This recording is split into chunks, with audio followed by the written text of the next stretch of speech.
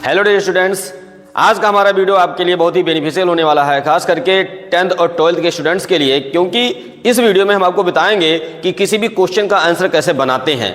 आपको क्वेश्चन का आंसर बनाने का ट्रिक बताया जाएगा। हम कुछ ऐसा ट्रिक बताने वाले हैं जिससे आप अपने क्वेश्चन पेपर से क्वेश्चन को ही उतार देंगे और आपका आधे से ज़्यादा आंसर बन जाएगा। और कुछ चीज़ें आगे जोड़ना है, किस टाइप के क्वेश्चन में क्या जोड़ना है, ये हम आपको बताने वाले हैं, जिससे आपका सारा आंसर बिना रटे ही आपको आ जाएगा। आपको क्वेश्चन के आंसर को रटने के लिए आपको मेहनत नहीं करना पड़ेगा। तो आइए हम आपको दिखाते हैं कि किसी क्वेश्चन के आंसर को कैसे बनाते हैं। तो सबसे पहले हम आपको कुछ सेंटेंसेस लिए हैं एग्जाम्पल स्वरूप। 10th क्लास का एक लेसन है अ लेटर टू गॉड, इसके क्वेश्चंस हैं। हम इसके एग्जाम्पल्स आपको इस सिस्टम में दिखाएंगे। जनरली इंट्रोगेटिव सेंटेंस दो प्रकार के होते हैं, यस नो टाइप और WH टाइप। यस नो टाइप इंट्रोगेटिव की ये पहचान है कि जिसमें टू बी की क्रिया मीन्स हेल्पिंग वर्ब सबसे पहले लिखा हो, और WH टाइप इंट्रोगेटिव की पहचान है जिसमें WH वर्ड पहले लिखा हो, जैसे यहाँ हु, वेयर, व्हेन, व्हाई लिखा है, लेकिन यहाँ कोई इंट्रोगेटिव वर्ड नहीं है। तो ये सेंटेंस हमारा यस नो टाइप है। तो यस नो टाइप इंट्रोगेटिव बनाने के सिस्टम दूसरे होते हैं, ऐसे क्वेश्चन भी हमारे पेपर में आ सकते हैं, और WH टाइप इंट्रोगेटिव बनाने के सिस्टम दूसरे होते हैं, ऐसे सेंटेंस भी हमारे क्वेश्चन में आ सकते हैं। तो पहले आते हैं यस नो टाइप क्वेश्चन के आंसर के सिस्टम पर, कि यस नो टाइप का कोई क्वेश्चन आ गया तो उसका आंसर हम कैसे देंगे। पहले इस क्वेश्चन का मीन निकालिए, अर्थ निकालिए। जैसे did Lencho show any surprise, क्या लेंचो किसी प्रकार से सरप्राइज था। इसको यस नो टाइप क्वेश्चन इसलिए कहा गया क्योंकि इसका आंसर हाँ या तो ना में दिया जाता है, मतलब इसका आंसर हाँ या तो ना में होगा। अगर हाँ में दिया गया तो यहाँ आप लिखेंगे यस और कॉमा लगाएंगे और आगे इसी को अफर्मेटिव बना देंगे। लेकिन इस क्वेश्चन का आंसर ना में आ रहा है। लेंचो को जब पत्र मिला तो उसे कोई सरप्राइज नहीं हुआ, तो इसका आंसर ना में आ रहा है। जब कोई क्वेश्चन का आंसर ना में आए तो सबसे पहले आप लिखेंगे नो और कॉमा लगाएंगे। नो लिखने के बाद इसी क्वेश्चन को हम यहाँ निगेटिव बना देंगे, इसी क्वेश्चन को निगेटिव बना देंगे, हमारा आंसर हो गया। हमको रटने की ज़रूरत नहीं है। फिर से रिपीट करता हूँ कि अगर इसका आंसर हाँ में है तो यस लिख के अफर्मेटिव बनाएंगे, लेकिन इसका आंसर नो में है तो नो लिख के कॉमा लगाएंगे और इसी क्वेश्चन को निगेटिव बना देंगे। निगेटिव कैसे बनाएंगे, यहाँ टू बी की क्रिया के बाद नॉट लिख देंगे। इसमें do does did to be की क्रिया की तरह यूज़ की जाती है, तो इसका निगेटिव हो जाएगा कि लेंचो डिड नॉट, अब डिड इधर आ जाएगा, इसी के बाद नॉट लगेगा, did not show any surprise, any surprise, ये हो गया हमारा आंसर। इस तरीके से हम किसी भी क्वेश्चन के आंसर को बिना रटे ही केवल क्वेश्चन को ही उतार दिया और आंसर बन गया। जैसे इसको इधर करके नॉट लगा के सेम टू सेम यही चीज़ें हमने उतार दी, हमारा आंसर बन गया। तो ये था यस नो टाइप क्वेश्चन। आते हैं WH टाइप पर। WH टाइप क्वेश्चन, जैसा कि आपको बताया गया था कि WH टाइप ये जो वर्ड होते हैं WH वर्ड, ये वर्ड जनरली 7 प्रकार के होते हैं, 7 टाइप्स ऑफ वर्ड होते हैं। तो सबसे पहले आते हैं हु पर। अगर कोई क्वेश्चन हु से पूछा गया, हु, तो जैसा कि हमने आपको जब सेंटेंस में ट्रांसलेट कैसे करते हैं, हाउ टू मेक ट्रांसलेट में हमने आपको बताया था कि किसी भी सेंटेंस को ट्रांसलेट करने से पहले सबसे पहले क्या लिखते हैं, सब्जेक्ट लिखते हैं, उसके बाद वर्ब लिखते हैं, फिर ऑब्जेक्ट 1 लिखते हैं, ऑब्जेक्ट 2 लिखते हैं, कॉम्प्लीमेंट लिखते हैं और एडवर्ब लिखते हैं। ये 6 चीज़ें होती हैं जनरली हमारे सेंटेंस में। सारे सिस्टम के वीडियो को अगर आपने ना देखा हो तो डिस्क्रिप्शन पर हमने लिंक दिया है, उस पर जाकर आप इस वीडियो को देख लीजिए ताकि यहाँ आपको समझ में आसानी से आ जाए। तो बताया गया था कि जब इस वर्ब से पूछते हैं कौन, क्या पूछते हैं, कौन, जब इससे पूछेंगे कौन तो जो आंसर मिलता है वो आंसर हमारा हो जाता है सब्जेक्ट।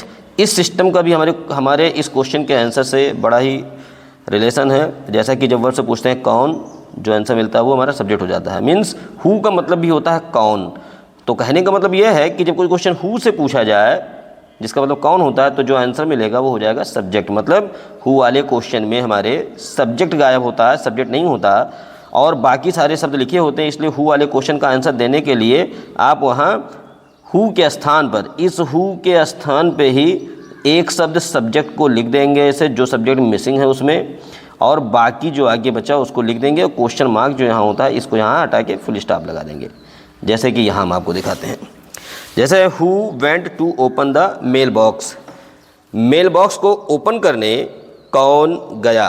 तो इसके आंसर को देने के लिए हम क्या करेंगे, सबसे पहले कौन गया था, पोस्ट मास्टर गया था, तो इस हु के स्थान पे हम पोस्ट मास्टर को लिख देंगे, पोस्ट मास्टर।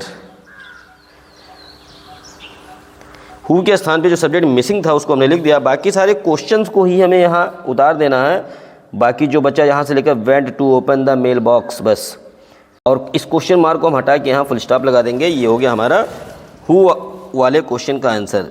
तो ये बहुत ही इजी सिस्टम है कि हु के स्थान पे केवल ये सब्जेक्ट लिख देना है, बाकी क्वेश्चन को ही आपको उतार देना है। जैसा कि अभी हमने शुरू में बताया था कि क्वेश्चन को ही उतार देंगे आपका आंसर बन जाएगा। लेकिन हु वाला क्वेश्चन दो टाइप का होता है। कभी कभी हु वाला क्वेश्चन पूछा जाता है हु से, लेकिन उसमें सब्जेक्ट दिया है। हमने यहाँ कहा कि आपको सब्जेक्ट के स्थान पे उस हु के स्थान पे सब्जेक्ट ही लिख देना है, लेकिन कभी कभी सब्जेक्ट दिया होता है। जैसे यहाँ हु वॉज लेंचो, लेंचो कौन था, तो इसमें लेंचो हमारा सब्जेक्ट है, तो इसका आंसर इस तरीके से नहीं बन पाएगा।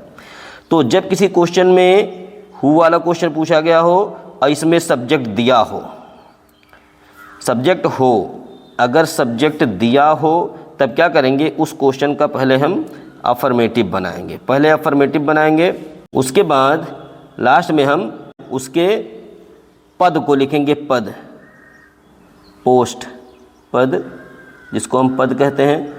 पद का मतलब यहाँ ये हो जाएगा कि वो क्या था, डॉक्टर था, इंजीनियर था, किसान था, क्या था, जो भी था उस पद का नाम हम यहाँ पर लास्ट में लिख देते हैं अफर्मेटिव बनाने के बाद। जैसे कि ये हु वाज लेंचो, लेंचो कौन था, तो पहले इसको अफर्मेटिव बनाएंगे। तो आते हैं पहले अफर्मेटिव बनाते कैसे हैं, इस बात को भी ध्यान दीजिए। अफर्मेटिव बनाने के लिए जैसा कि हमने बताया था कि इंट्रोगेटिव वर्ड को हटा देंगे और टू बी की क्रिया को सब्जेक्ट के बाद यहाँ लिख देंगे। तो जब सब्जेक्ट के बाद लिखेंगे तो लेंचो आगे आ जाएगा, आंसर में हो जाएगा लेंचो पहले आएगा, लेंचो और वाज उसके बाद। अब लेंचो जो था उसको हम पीछे लिखेंगे, जैसा कि यहाँ बताया गया पद। लेंचो क्या था, लेंचो एक किसान था, तो हो जाएगा a farmer, Lencho was a farmer. ये हो गया हमारा आंसर। आते हैं वेयर पर, वेयर वाले क्वेश्चन पर आते हैं।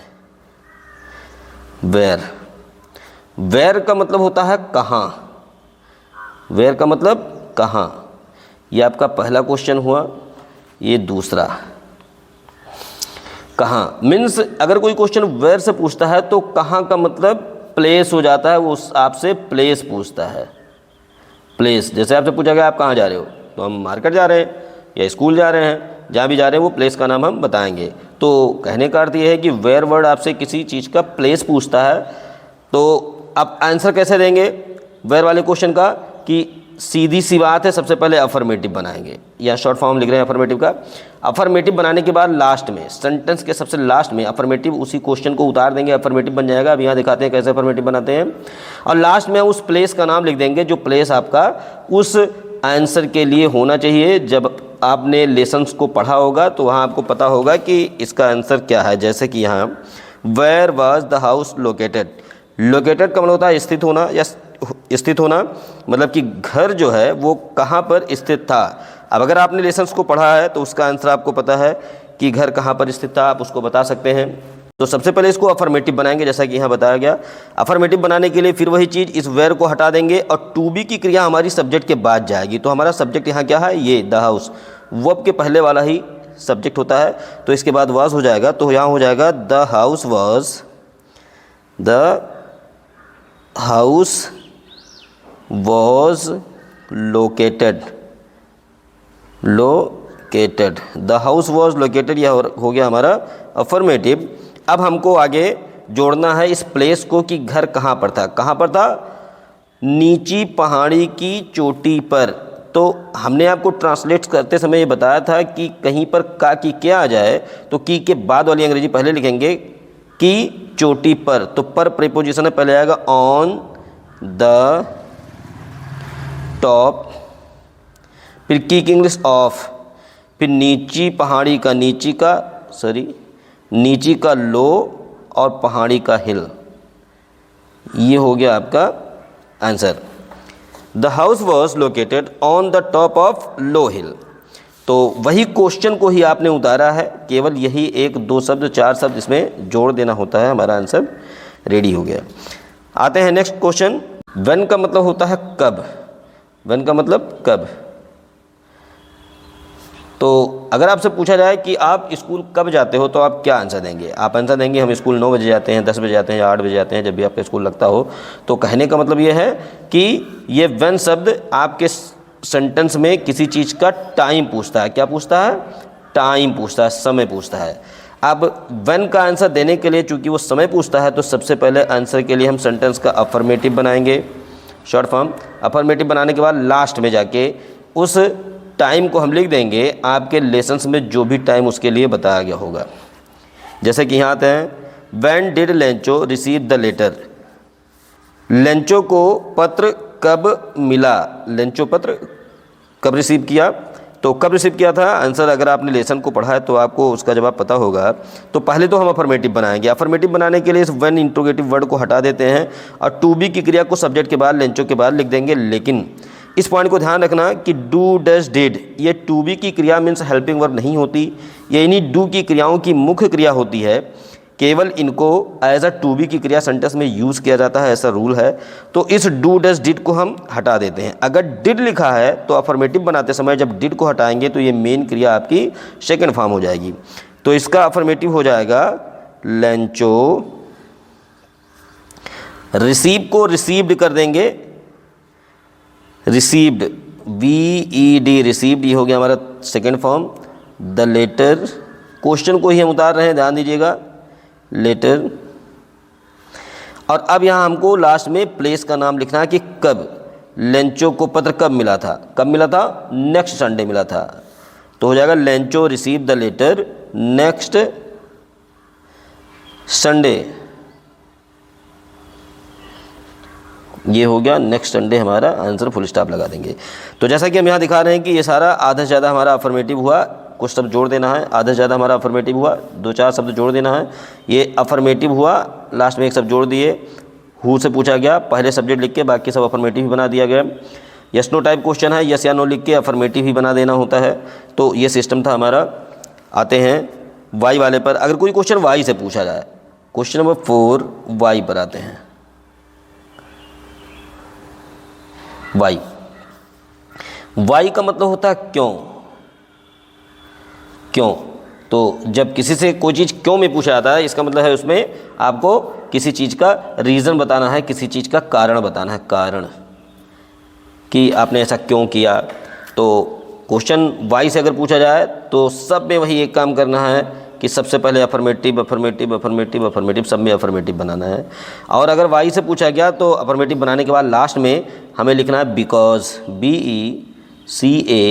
BECAUSE, because. और बिकॉज के बाद उसका रीज़न हमको यहाँ लिख देना है, कारण लिख देना है जो उसका कारण रहा हो। जैसा कि सेंटेंस में हम यहाँ आपको एग्जाम्पल में दिखाते हैं कि why did Lencho become angry, Lencho नाराज क्यों हो गया।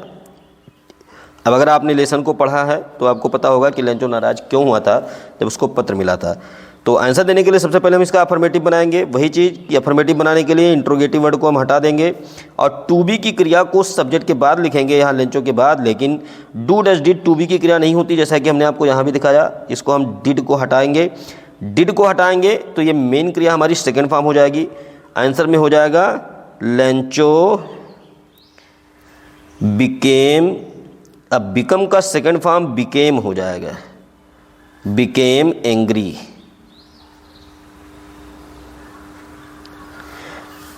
लेंचो बिकेम एंग्री बिकॉज,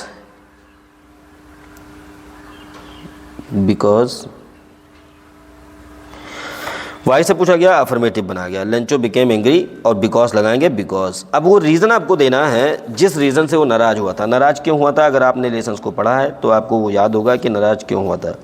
नाराज़ वो इसलिए हुआ था क्योंकि उसे 100 पैसों के स्थान पे 70 पैसे मिले। ठीक, तो बिकॉज उसी को ट्रांसलेट करके यहाँ लिख देना, बिकॉज ही रिसीव्ड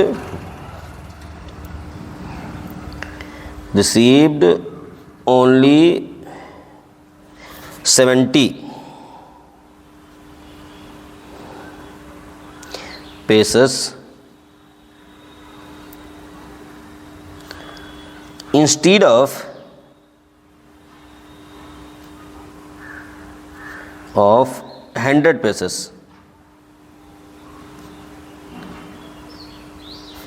पेसस। ये था हमारा रीज़न कि उसे लेंचो नाराज़ क्यों हुआ। लेंचो बिकेम एंग्री, ये हमारा अफर्मेटिव है, बिकॉज लगाएंगे और ये रीज़न हम जोड़ देंगे। हमारा वाई वाले का 6 प्रकार के क्वेश्चन हो गए। आते हैं अगला क्वेश्चन होता है हाउ। हाउ का मतलब होता है कैसे। तो हाउ क्वेश्चन किसी भी काम का तरीका पूछता है कि आप कहीं पर कैसे जाते हो, आप अंग्रेजी कैसे सीखते हो, आप ये काम कैसे करते हो। तो जैसा काम वैसा तरीका, मतलब हर प्रकार के काम का तरीका अलग अलग होता है, इसलिए हाउ वाले क्वेश्चन का एक तरीका आंसर देने का नहीं बताया जा सकता। मतलब हाउ वाले क्वेश्चन के आंसर को एक तरीके से नहीं बताया जा सकता। बस आप ये ध्यान रखिए कि हाउ वाला क्वेश्चन भी अगर आया तो अफर्मेटिव बना के जैसा क्वेश्चन है वैसे टाइप की चीज़ों को, वैसे तरीकों को हम आगे जोड़ देंगे। एक क्वेश्चन बचता है व्हाट वाला क्वेश्चन 4-5 प्रकार का होता है, वो थोड़ा लंबा चैप्टर हो जाएगा, तो वीडियो हमारा थोड़ा लॉन्ग हो रहा है, इसलिए हम आपको वाई वाले क्वेश्चन का सिस्टम दूसरे वीडियो में दिखाएंगे। तो अगर ये वीडियो आपको हमारा अच्छा लगा हो तो आप हमारे वीडियो को शेयर अधिक से अधिक करें और लाइक करें, और अगर आपने हमारे चैनल को सब्सक्राइब नहीं किया तो सब्सक्राइब करके बेल आइकन का बटन जरूर दबाएं ताकि आगे आने वाली वीडियो को नोटिफिकेशन आपको समय से मिलते रहें। Thank you.